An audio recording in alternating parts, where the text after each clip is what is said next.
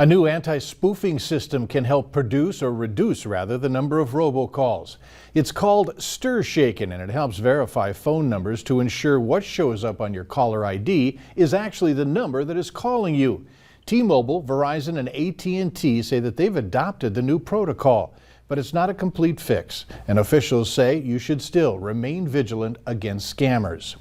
If you haven't gotten your 2020 tax refund yet, you are not alone. The IRS still has a backlog of 35 million tax returns that need to be manually processed. The backlog is nearly 3 times larger than it was in 2020 and a 4-fold increase from 2019. The pandemic and a shutdown to curb the spread of the disease is mostly to blame for the pileup. Millions of jobs have been left unfilled for a month or longer. A staffing firm says around 13.6 million jobs posted right now have been vacant for a month, and jobs in several sectors are staying open even longer than that.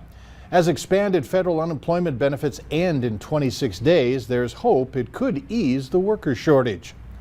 Meanwhile, claims for unemployment benefits have hit a new low since the pandemic began. Last week, 364,000 Americans filed jobless claims. It's a turnaround from most of June, which saw the number of claims increase. The labor market is making strides to recover from massive job losses during the pandemic, but millions of people are still unemployed, and employers are seeing more and more worker shortages amid concerns about child care. U.S. manufacturers are facing the biggest price jump in 42 years. Factories haven't seen costs this high since 1979. June marked the 13th straight month of price increases in the sector. The reason? Supply chain issues and material shortages, all tied to the pandemic.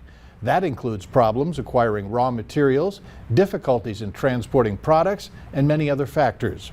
With manufacturing sector prices still rising, activity in the sector waned in the month of June.